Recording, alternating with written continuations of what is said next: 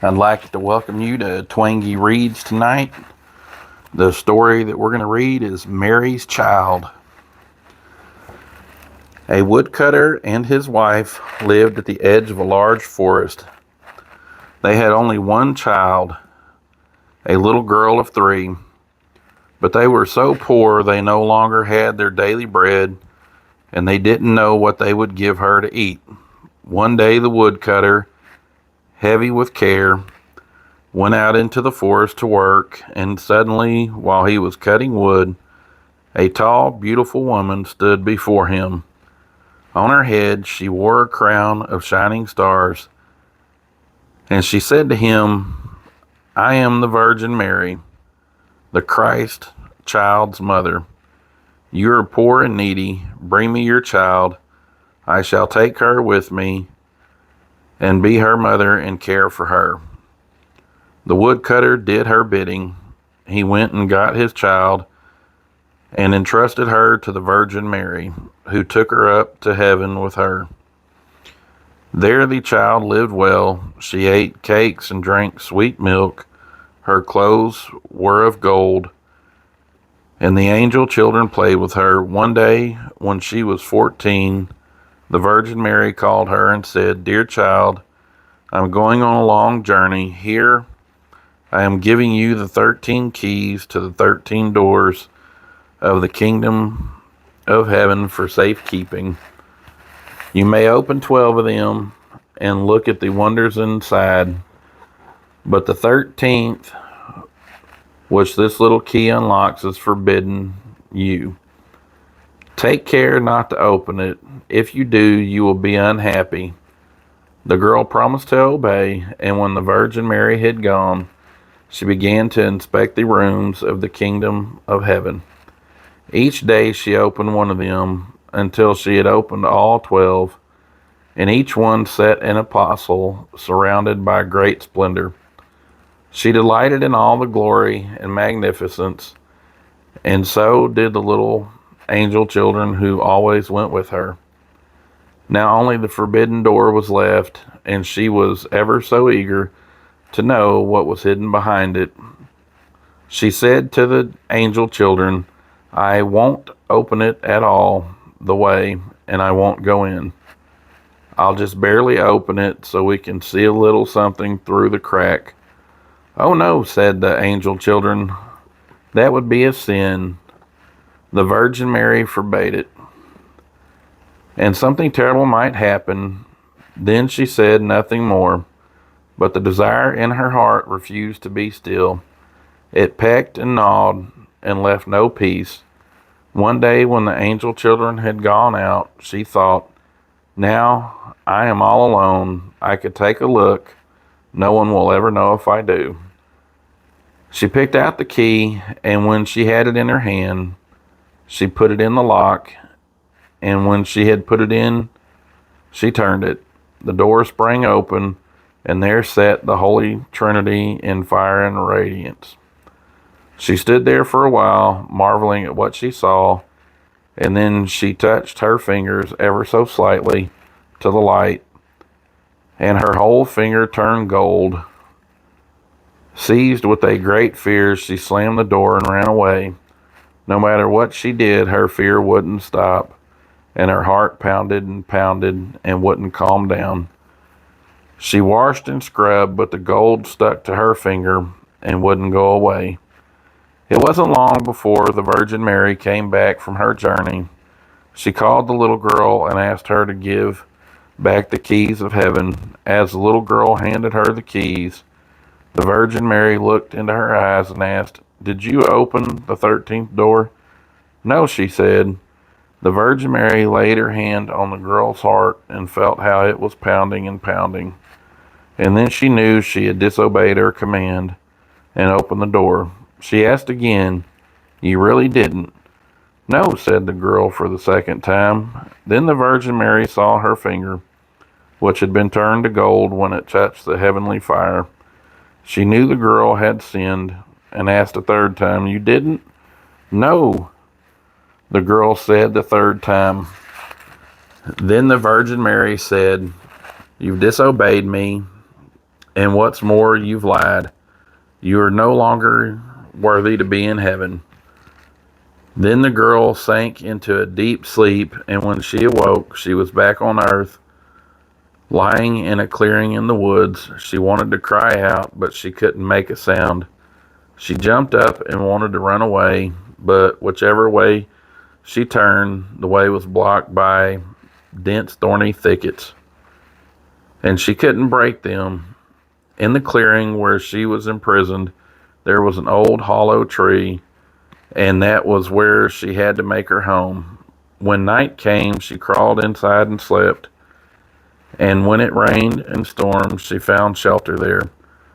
But it was a wretched life, and when she remembered how lovely it had been in heaven and how the angel children had played with her, she wept bitterly. Roots and wild berries were her only food, and she went looking for them as far as she could go. In the autumn, she gathered fallen nuts and leaves and brought them into her hollow tree. The nuts were her winter food, and when she crawled into the leaves like a poor little animal to keep from freezing, soon her clothes were torn and fell off her body in pieces. As soon as the sun shone warm again, she went out and sat beside the tree. Her long hair covered her all around like a coat.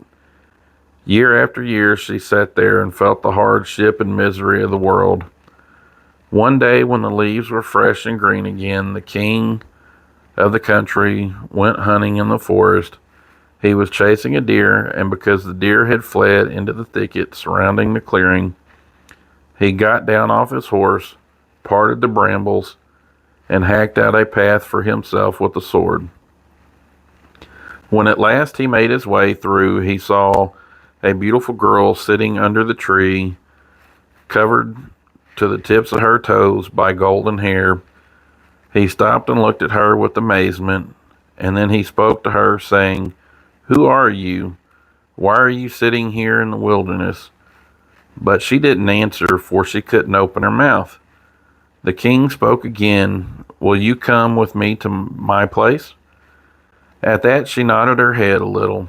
The king picked her up in his arms, carried her to his horse, and rode home with her. And when they came to the royal palace, he saw to it that she was dressed in beautiful clothes and given plenty of everything. And though she couldn't speak, she was so winsome and beautiful that he fell in love with her, and soon they were married. When close to a year had passed, the queen brought a son into the world. That night, as she lay alone in her bed, the Virgin Mary appeared to her and said, "If you tell me the truth and admit that you opened the forbidden door, I shall loose your tongue and give you back your speech. But if you persist in your sin and stubbornly deny it, I shall take your newborn child away with me." Then it was given to the queen to answer, but she was still obstinate. "No," she said, "I didn't open the forbidden door." And the Virgin Mary picked up the newborn child in her arms and disappeared with him. Next morning, when the child was nowhere to be found, the courtiers began to mutter that the queen was an ogress and had killed her own child. She heard what they were saying, and she couldn't reply, but the king refused to believe it because he loved her so. A year later, the queen gave birth to another son. That night, the Virgin Mary came to her again and said, "If you admit that you opened the forbidden door, I shall give you back your child and loose your tongue. But if you persist in your sin and deny it, I shall take this newborn baby away with me too." And again the queen said, "No, I didn't open the forbidden door." And the Virgin took the child from her arms and carried him up to heaven. In the morning, when this child too had disappeared, the courtiers said aloud that the queen had devoured it, and the king's counselors demanded that she be brought to trial. But the king loved her so that he refused to believe it and forbade his counselors to speak of it on pain of death. The next year, the queen gave birth to a beautiful baby girl. For the third time, the Virgin Mary appeared to her during the night and said, "Follow me." She took her by the hand and led her up to heaven, and showed her her two eldest children, who were laughing and playing with the globe. When the queen showed how happy she was, the Virgin Mary asked, "Has your heart softened now? If you admit that you opened the forbidden door, I shall give you back your two sons." But the queen answered for the third time, "No, I didn't open the forbidden door." At that, the Virgin Mary made her sink down to earth again and took away her third child with the others. The next morning, when it became known, all the courtiers cried aloud, "The queen is an ogress, she must be condemned." This time the king could not disagree his counselors, and she was brought to trial. And since she couldn't answer and couldn't defend herself, she was condemned to burn at the stake. The wood was piled up, and when she was bound to the stake, and the fire began to burn all around her, the hard ice of pride melted. Her heart was moved with remorse, and she thought, "If only I could confess before I die that I opened the door." Then her voice came back to her, and she cried aloud, "Yes, Mary, I did it." At that moment, the heavens sent rain that put out the flames. Above her, a light flared up, and the Virgin Mary came down with both little boys at her side and the newborn daughter in her arms. She spoke kindly to her. "All those who repent and who confess their sins will be forgiven." And she handed her the three children, loosed her tongue, and gave her happiness for all the rest of her life. Thank you for joining Twinkie Reads tonight. Check out my other videos.